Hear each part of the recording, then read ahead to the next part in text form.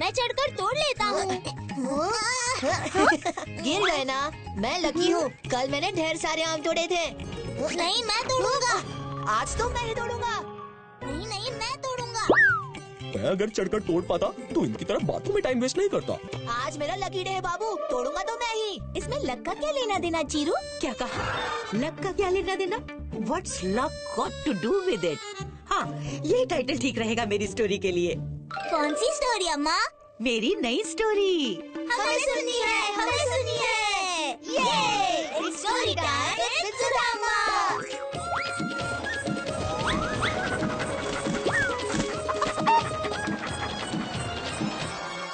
What's luck got to do with it?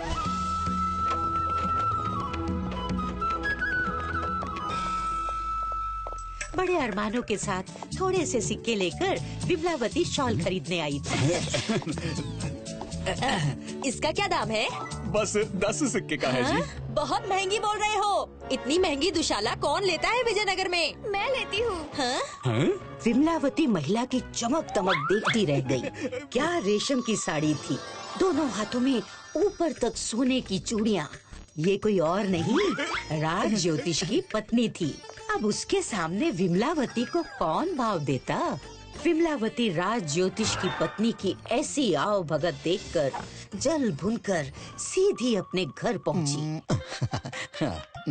एक एक दो दो के सिक्कों में चील कौओं की कहानी लिख के खुश होते रहोगे? कुछ ऐसा काम करो जिसमें सिक्के ही सिक्के हो। तुम ज्योतिषी क्यों नहीं बन जाते?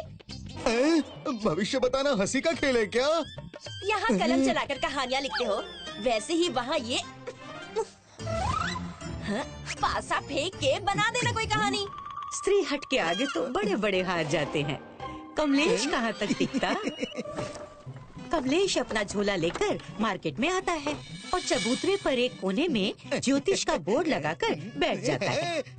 जानो अपना भविष्य, जानो जानो अपना भविष्य, जानो। सुबह से दोपहर हुई, लेकिन कोई अपना भविष्य जानने के लिए नहीं आया। कमलेश घर जाने के लिए उठा ही था कि रुको ना भैया, रुको। मैंने अपने पति की दी हुई बहुत कीमती अंगूठी घुमा दी है। क्या तुम बता सकते हो वो कहाँ है? मैं कैसे बता सकता हूँ? मैं ही तो बता सकता हूँ। पासा फेंक के बना देना कोई कहानी। और फिर कमलेश पासा फेंकता है। कहाँ मुसीबत में फंसा दिया विमलावती ने। ये फांसा देख के क्या बताऊँ इस महिला को। ये तो माचिस की डिबिया जैसा है। माचिस? हाँ, माचिस। हाँ, माचिस। मुझे याद आया, मैंने माचिस की डिब्बी में अंगूठी छुपाकर अलमारी में रख दी थी। धन्यवाद भैया। ये लो भैया, मेरी तरफ से ये भेंट रख लो। देखा, पूरे महीने भर भी कागज पे कलम घिसते ना, तब भी इतनी आमदनी नहीं होती जितनी एक दिन में हुई है। क्या चोरी हो गई? ये अफरा तफरी चोरी की वजह से थी। किसी ने राजमहल से हीरे जवाहरात से भरे पूरे 40 डब्बे चोरी किए थे। राज ज्योतिष भी चोर का पता नहीं लगा पाए। मुझे थोड़ा समय चाहिए होगा महाराज। और कौन है हमारे दरबार में जो चोरों का सुराग पता लगा सके? महाराज, ये आदमी कोई और नहीं बल्कि उसी महिला का पति था जिसे कमलेश ने अंगूठी का पता बताया था। फिर क्या? फौरन उस युवक को दरबार में पेश किया जाए। अरे कौन हो? कहाँ ले जा रहे हो मुझे? अरे यही है वो युवक महाराज। हमने सुना है कि तुम बहुत सटीक भविष्यवाणी करते हो। बताओ, राजमहल में चोरी किसने की? स्मरण रहे, भविष्यवाणी गलत हुई तो काल कोठरी में डाल दिए जाओगे।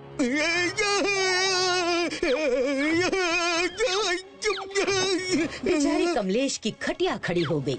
वो कोई ज्योतिष तो था नहीं, लेकिन महाराज से ये कैसे कहता? अपनी पत्नी को कोसते हुए उसने फिर पासा फेंका। क्या दिखता है युवक? 3 क्या 3 चोरों ने मिलकर चोरी की है? हाँ महाराज। वो किस दिशा में गए हैं बताओ। 3 दिन का समय दीजिए महाराज। जाओ, दिया समय। लेकिन अगर 3 दिनों के बाद भी तुम चोरों और खजाने का पता नहीं बता पाए तो तुम्हारे साथ क्या होगा तुम जानते हो। कमलेश ने 3 दिन का समय चोरों का पता बताने के लिए नहीं, घर के पकवान खाने के लिए मांगा था। वो ज्योतिष तो था नहीं, लेकिन जानता था कि 3 दिन के बाद तो उसे काल कोठरी की हवा खानी ही पड़ेगी। कमलेश काल कोठरी की हवा खाने से पहले अपने मनपसंद लड्डू खा लेना चाहता था। ये सब मेरे लालच की वजह से हुआ। हम भाग नहीं सकते। नहीं विमला, कोई फायदा नहीं। बस 3 दिन ही है मेरे पास। अब तो रोज ये बचे हुए 3 लड्डू खाऊंगा और महाराज से क्षमा मांगकर खुद ही काल कोठरी में चला जाऊंगा। वहीं दूसरी तरफ चोरों को भी इस बात की भनक थी कि कोई महाराज को उनका पता बताने वाला है। मूंगी, अगर उसने सचमुच महाराज को हमारा पता बता दिया तो? ना किसी ने हमें महल में जाते देखा, ना वहाँ से कुछ चुराते देखा, फिर वो कैसे हमारा पता बता सकता है?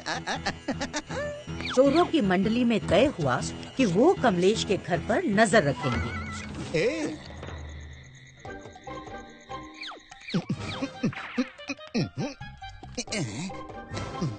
पहला, ये तो गया, अब बस 2 बाकी है। कमलेश लड्डुओं की बात कर रहा था, लेकिन चोरों के साथी को लगा कमलेश ने उसे देख लिया। अगली रात दूसरा चोर कमलेश पर नजर रखने आया। आज दूसरा भी गया जी। उसकी अगली रात चोरों का सरदार खुद सच्चाई का पता लगाने के लिए आ गया।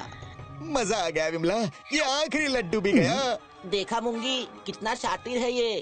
हम जैसे छोटे चोर उसके लिए लड्डू है। कल मैं महाराज को सारी सच्चाई बता दूंगा। चोरों को लगा कमलेश उनका पता महाराज को देने वाला है। माफ कर दो भाई, हमसे गलती हो गई। महाराज को कुछ मत बताना। यहाँ कमलेश को पता चला कि वो 3 दिनों से जिन 3 लड्डुओं की बात कर रहा था, चोरों को लगा वो उनकी बात कर रहा है। कमलेश का लक बाई चांस इस बार भी चल गया था। चोर वहाँ से चोरी के खजाने का पता बताकर उल्टे पैर भागे।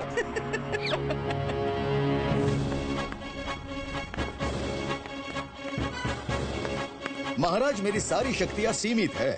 अब मैं या तो आपको चोरों का पता बता सकता हूँ या लूटे हुए खजाने का पता।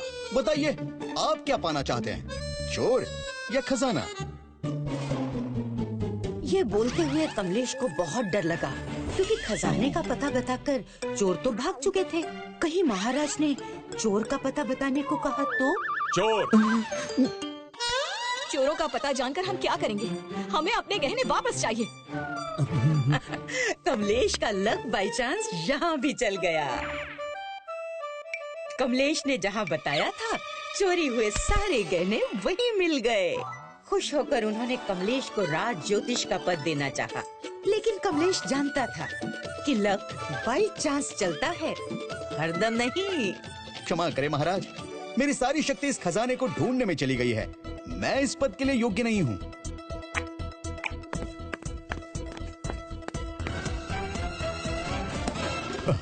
उसके बाद कमलेश ने फिर कभी भविष्यवाणी नहीं की, न उसकी पत्नी ने ही जिद की। तो इस कहानी से क्या सीखा तुमने? यही अम्मा कि लक बाई चांस से आम मिले ना मिले, कहानी तो मिल ही जाती है। हाँ।